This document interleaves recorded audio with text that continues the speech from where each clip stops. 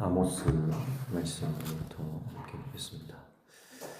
아모스 1장 1절부터 우리가 읽었는데 오늘 2장 3절까지 보시면 아모스가 하나님의 말씀을 받고 열방에 대한 심판을 선고하는 내용을 볼 수가 있습니다.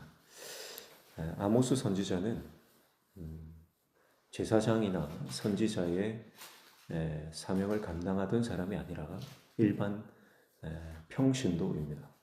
그런데 남유다의 시골 지역에서 양을 치고 또 나무를 기르던 이 아모스, 뽕나무, 예전 같으면 뽕나무라고 했고 돌 무화과 나무죠. 평범하게 살아가던 한 사람입니다. 그는 겸손한 목자요, 또 한 가정을 부양하는 가장이요, 그리고 하나님 앞에서 믿음으로 살던 사람입니다. 하나님께서 그런 평범한 아모스를 부르셔서 북이스라엘 올라가서 하나님의 말씀을 전하라고 그를 부르신 것입니다. 그는 이 말씀에 순종하면서 그가 하나님의 말씀에 따르는 즉 자신의 믿음을 순종을 통해서 드러내는 것입니다. 그래서 우리가 믿음이 있는지 없는지는, 내가 정말 하나님의 사람인지 아닌지는 순종할 때 증명되는 것입니다. 내가 하나님 말씀 순종하지 않으면 절대 우리가 하나님의 사람이라고 말할 수 없는 것입니다. 믿음은 삶으로 증명되는 것입니다. 그래서 평신도인 이 아모스는 하나님의 명령에 즉각적으로 순종하죠. 선지자도 있고 제사장도 있고 사회적으로 영향력 있는 사람들도 많은데 왜 하필 접니까? 그런 핑계를 대지 않는 것입니다. 하나님께서 아모스를 부르실 때 아모스는 하나님의 명령에 순종하는 것입니다. 호세아와 마찬가지로 여로보암 2세 때 활동했던 선지자입니다.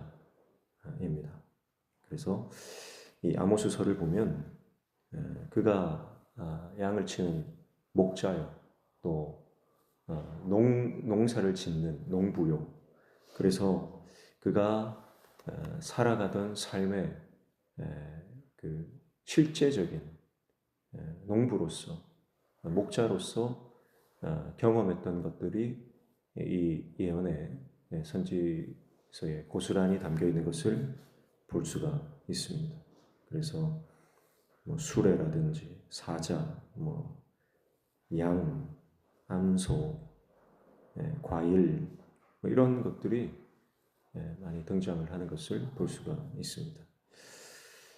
그래서 우리가 살아가던 일상이 하나님의 말씀과 연결될 때 그것이 아주 영적인 도구로 사용될 수 있다. 별것 아닌 것 같았던 평범한 일상도 하나님 말씀과 연결되는 순간 그것이 좋은 믿음의 교보제가 된다. 그 안에서 하나님의 뜻을 발견할 수 있고 평범한 일상 가운데서도 하나님의 말씀을 우리가 깨달을 수 있다. 그래서 아모스는 오직 정의를 물같이 공의를 마르지 않는 강물같이 흐르게 할지어다.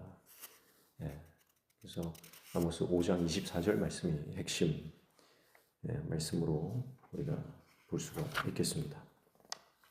그래서 오늘 본문에는 다메섹은 이제 아람이죠. 다메섹과 가사, 블레셋의 죄, 그리고 두로의 죄, 에돔의 죄, 암몬의 죄, 또 모압의 죄에 대해서 선고하고 있습니다. 무슨 말입니까? 결국 모든 나라의, 모든 국가의, 모든 민족의 운명이 하나님 손에 달려 있다라고 하는 것을 말씀하고 있습니다. 하나님은 어떤 나라든 그 나라가 지은 죄에 대해서 결코 간과하지 않으셨다. 하나님께서 관심이 없어서 그들이 지은 죄를 모르고 계셨느냐? 그렇지 않다는 것. 하나님은 열방이 짓는 모든 죄에 대해서 알고 계시고 관심을 가지고 계시고 개입하신다라고 하는 것입니다. 그래서 아무리 이 세계가 넓다 해도 하나님이 보실 때는 하나님의 손바닥 아닌 것입니다. 그래서 그들이 짓는 모든 죄를 하나님께서 기억하시고 거기에 대해서 반드시 갚으신다라고 하는 것을 볼 수가 있습니다. 그래서 이 땅의 모든 주권이 하나님께 있는 줄로 믿습니다. 인생의 모든 주권이 하나님께 있습니다. 국가의 흥망성쇠가 하나님께 있는 것입니다. 그래서 우리는 열방의 죄들을 열거하는 걸 보면 다 그렇게 사는 겁니다. 죄를 짓고 사는 겁니다. 잔인하게 잔혹하게 자신을 위해서 그 끔찍한 죄를 지으면서 어리석은 선택을 하면서 사는 것입니다. 다 그렇게 삽니다. 그러니 뭐 우리도 그렇게 살아도 상관없지 않느냐 그렇게 생각할 수 있는데 오늘 말씀을 통해서 그럴 수 없다. 왜냐하면 하나님 다 보고 계시기 때문에 하나님이 모든 국가의 그 흥망성쇠를 주관하시는 분이기 때문에 그래서 우리가 어떤 유혹을 받는다 할지라도 세상이 다 그런 방식으로 사는데 뭐가 문제냐 그렇게 생각하지 말고 하나님 앞에서 아모스서에 흐르는 하나님의 공의, 하나님의 공의와 정의 그것을 기억하고 하나님의 말씀대로 하나님의 말씀의 그 원칙대로 살아가는 저와 여러분 되시기를 주님의 이름으로 축복합니다.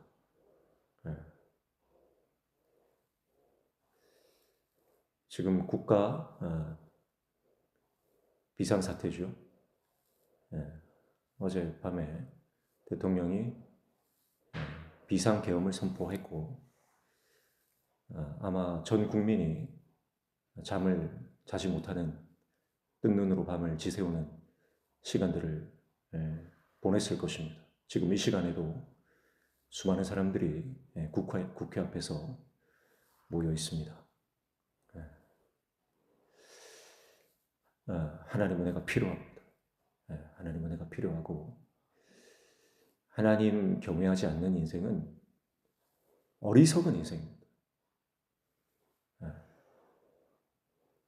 자기 자리 지키기에 급급하면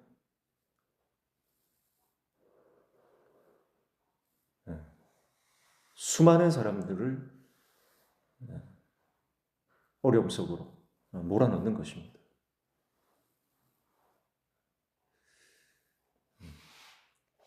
우리가 나라를 위해서 기도해야 할 것이고 빨리 이 비상계엄이 좀 해제가 되어야 되는데 지금 비상계엄을 선언해놓고 지금 대통령이 국회에서 비상계엄 해제 결의를 했음에도 불구하고 지금 아직 비상계엄이 해제가 안 되고 있습니다.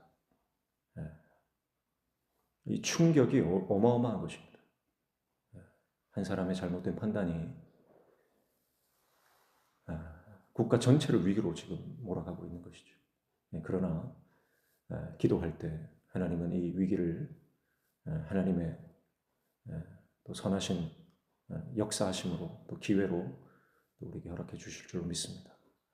그래서 나를 위해서 기도해 주시고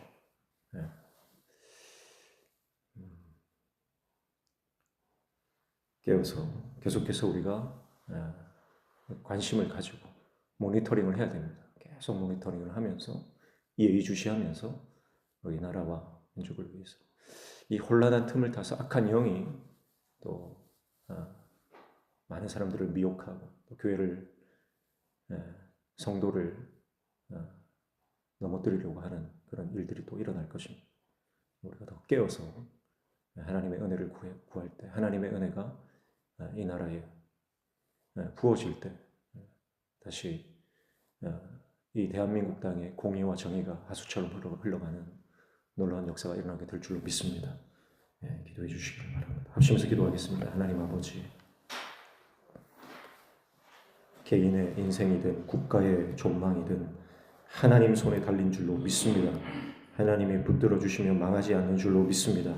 그러나 하나님 떠나면 반드시 심판이 있고 하나님 없는 인생, 하나님 통치하지 않는 인생은 반드시 패망의 길로 갈 수밖에 없음을 말씀을 통해 깨닫습니다. 하나님 우리에게 은혜 주셔서 이 나라에 은혜 주셔서 하나님 모든 위기를 잘 극복하고 하나님 말씀이 하나님의 공의가 하나님 자수처럼 흘러가는 이 나라 대한민국 되도록 주님 역사하여 주시옵소서. 예수님의 이름으로 기도하옵나이다. 아멘.